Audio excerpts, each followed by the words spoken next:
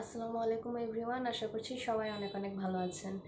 আজকে আমি আপনাদের সাথে শেয়ার করব আমি কিভাবে আমার টুইন বেবিদেরকে একসাথে সামলাচ্ছি বা কিভাবে কি করছি সেই ব্যাপারে আজকে আমার এই ভিডিও।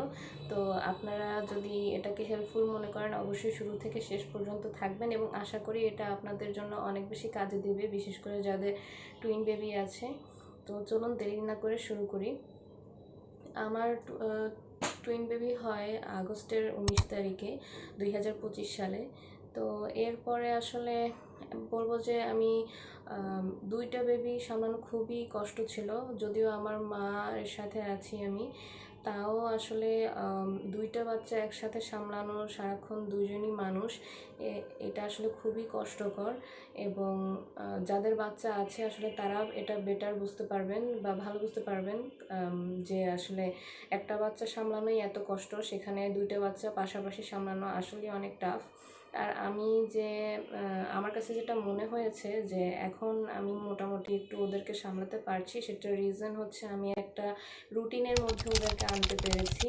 তো এখন আসলে দুইটা বাচ্চা রুটিনের মধ্যে কিভাবে আনলাম সেটাই হলো বিষয়। এটা আসলে আমি একদিনে তো আনতে পারিনি, বা আমিও একদম প্রথমেই ফিগার আউট করতে পারি নাই যে কিভাবে কি করব। এটা আসলে আস্তে আস্তে করতে করতেই আমি বুঝতে পেরেছি।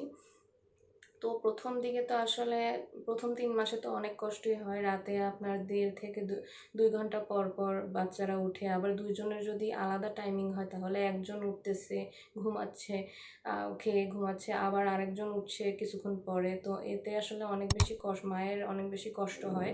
আর আমার হাজব্যান্ডও এখানে থাকে না, সে জবের কারণে ঢাকায় থাকে। তো এটা আসলে সামলানো খুবই কষ্টকর। দেখা গেছে যে বা এর উপর আবার আমার হাড্ডির সমস্যার কারণে, মানে সার্জারির 1 সপ্তাহ পরে আমার মানে প্রত্যেকটা জয়েন্টে জয়েন্টে ব্যথা শুরু হয়। আমার কাছে মনে হয় এটা সম্ভবত অ্যানেস্থেশিয়ার জন্যই হয়েছে, যদিও ডাক্তাররা বলে না, কিন্তু আমার কাছে এটাই মনে হয়েছে। একদম প্রত্যেকটা জয়েন্টে জয়েন্টে, আঙ্গুলের বলেন, তারপরে হাঁটুর জয়েন্ট, প্রত্যেকটা জয়েন্টে অনেক ব্যথা ছিল। আমি নড়তে পারতাম না। বাচ্চা পাশে বসে কান্না করছে কিন্তু আমি উঠে যে ধরবো সেটাই ধরতে পারতাম না। তো আমার আম্মাকে দেখা যেত যে অন্য রুম থেকে এসে তারপর বাচ্চাকে ধরতে হচ্ছে। এই কারণেই আসলে ওদেরকে ফর্মুলা দেওয়া হতো মাঝে মাঝে, এবং আস্তে আস্তে পরে সেটাতে অভ্যস্ত হয়ে যায়। আমি এরপরে পাম্প করে ব্রেস্ট ফিডিং করাতাম, মানে পাম্পিং করে, তারপর হচ্ছে পাম্প করা মিল্ক দিতাম, পাশাপাশি ফর্মুলা মিল্কও চলতো। আর আমার ফ্লো কম ছিল, সে কারণে ফর্মুলা দিতেই হতো, আরও যেহেতু টুইন বেবি। তো যাই হোক, এরপরে এখন আমি একটা রুটিনের মধ্যে এনেছি ওদেরকে। তো এখন যেটা করি, এখন তো ওদের 10 মাস, তো ওদেরকে হচ্ছে সলিড তো শুরু করেছি 6 মাসের পর থেকে। তো আমি আসলে ওই রুটিনটাই আপনাদের সাথে শেয়ার করব, যদি আপনাদের হেল্প হয় তাহলে তো খুবই ভালো। তো প্রথমেই আমি প্রথমে কি হতো, এখন হচ্ছে বাচ্চা একজন আমার মার সাথে থাকে আর একজন আমার সাথে থাকে। যেহেতু দুইজন একই রুমে থাকলে একজন আর কান্নার জন্য আরেকজন উঠে যেত। তো প্রথম প্রথম তো বুঝতে পারতাম না যে কি করা যায়। পরে হচ্ছে যেহেতু ফর্মুলাই খাচ্ছে বিশেষ করে রাতে, তো একজনকে আম্মুর এখানে শিফট করে দিই, তো সে আম্মুর সাথে থাকে। আর আরেকজন হচ্ছে আমার কাছে থাকে রাতে। তো আহ, রাতে হয়তো বা ওরা একবার বা দুইবার ফিড নেয়। এখন তো যেহেতু একটু বড় হয়েছে, তো রাতে ফিডিংটা কমে গিয়েছে। রাতে হয়তো বা একবার নেয়, বা ম্যাক্সিমাম হলে যদি কোনো কারণে উঠে যায় তাহলে দুইবার নেয়। এরপরে সকালবেলা হলো, এটা আমি একটা মিস্টেক করতাম, সেটা হচ্ছে কি, মানে আম্মুর সাথে যে থাকে আম্মু তো তাড়াতাড়ি উঠে যেত সকালে, আমার উঠতে লেট হতো। আর আমার সাথে যে থাকে সেও ওভাবে লেট উঠতো। তো দুইজনের আসলে রুটিনে কোনো ঠিকঠাক ছিল না। তো এরপর আমি ঠিক করলাম যে যে সবাই, মানে দুজনকে একটা রুটিনের মধ্যে সেম টাইমে নিয়ে আসবো। তো সেই জন্য আমিও সকালে ওঠা শুরু করি। আর আমার মা যেহেতু সকালবেলা হাঁটতে যায়, মানে হাঁটতে যাওয়া জরুরি ওনার, উনি আমাদের জন্য হাঁটতে যেতে পারছিলেন না, তো সেই জন্য সেটাও সেটা ঠিক করার জন্য আমি এই উদ্যোগটা নিলাম। তো আমি সকালে আমিও এখন 6টা, 6:30, বা মাঝে মাঝে আমার 5:30টার সময়ও ঘুম ভেঙে যায়। তো তখন উঠে যাই। এরপরে উঠে যাওয়ার পরে আমি ওদের যদি ফর্মুলা খেতে চায় তাহলে ওকে ফর্মুলা দেই। এরপরে হলো আমি আমাদের নাস্তা রেডি করি, তারপর ওদের যে সলিড দিব সকালের দিকে একটা সলিড মিল দেই, ওইটা রেডি করি। বেশিরভাগ সময় পানি পোচ দেওয়ার চেষ্টা করি। যাই হোক, তো সকালে নাস্তা রেডি করি ওদের, এরপরে দুজনকেই সকালের নাস্তাটা খাওয়াই দিই। ওরা যদি দুধ নিয়েও থাকে, ধরেন সকাল 6টার দিকে বা 5:30টার দিকে যদি দুধ খেয়েও থাকে, 7টা 8টার দিকে আবার হচ্ছে সলিড খেতে পারবে, তো সলিড খায়। এরপর আবার 10টার দিকে ওদেরকে আর এখন যেহেতু অনেক বেশি গরম পড়ছে, গোসল করে, তারপরে ওরা যদি দুধ খেতে চায় খায়, না হলে এরপরে আবার ঘুমিয়ে পড়ে। তো ঘুমিয়ে পড়ার পর কখনো কখনো তাড়াতাড়ি উঠে যায়, কখনো দেরি হয়, 12টা 1টার দিকে উঠে যায়। এরপরে ওঠার পর আবার সলিড দিই, এর মধ্যে খিচুড়ি দিই বেশিরভাগ সময়, বিভিন্ন সবজি অথবা হচ্ছে শাক দিয়ে, এক এক সময় এক একটা দিয়ে আসলে খিচুড়ি রান্না করা হয়, বা মাছ মাংস দিয়ে, যখন যেটা অ্যাভেলেবেল থাকে।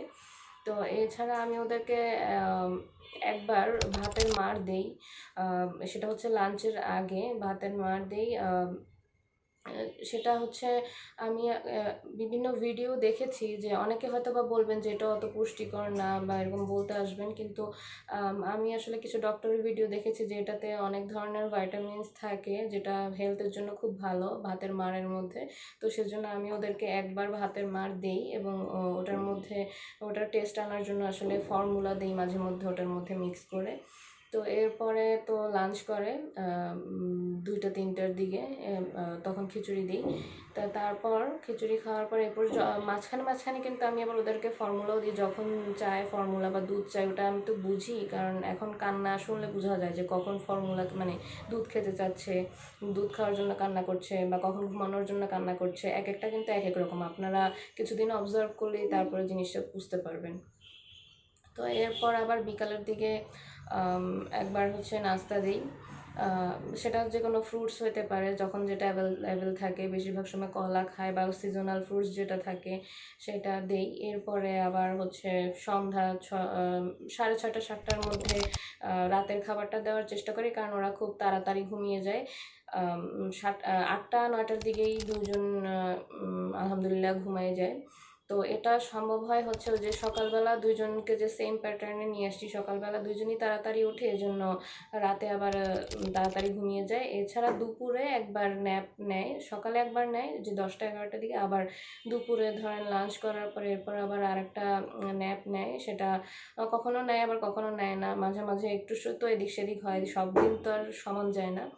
তো আর রাতে 8টা 9টা, বেশি হলে 10টা, কখনো কখনো এরকম হয়, খুবই রেয়ার, কিন্তু 9টার মধ্যে ঘুমাই যায়। তো এটাতে হচ্ছে অনেক বেশি ইজি হয়। হ্যাঁ, অনেক টাফ লাগে, মানে পরপর একজনকে খাওয়া, এবার আবার আরেকজনকে খাওয়া, একজনের পটি ক্লিন করো, এবার আবার আরেকজনেরটা করো, মানে ডাবল ডাবল কাজ করা লাগতেছে সব।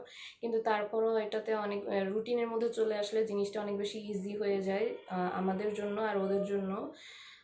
তো এটাই ছিল হচ্ছে কমপ্লিট রুটিন। আর আপনারাও এভাবে যাদের টুইন বেবি আছে, বা টুইন বেবি না থাকলেও যাদের একটা বেবি আছে, তারাও এইভাবে ফলো করতে পারেন। একটা রুটিনের মধ্যে নিয়ে আসলে আপনাদের লাইফটা অনেক বেশি ইজি হবে।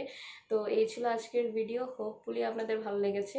যদি ভালো লেগে থাকে তাহলে লাইক কমেন্ট শেয়ার এবং সাবস্ক্রাইব করতে কিন্তু ভুলবেন না। আজকের মতো এখানেই বিদায় নিচ্ছি, আল্লাহ হাফেজ।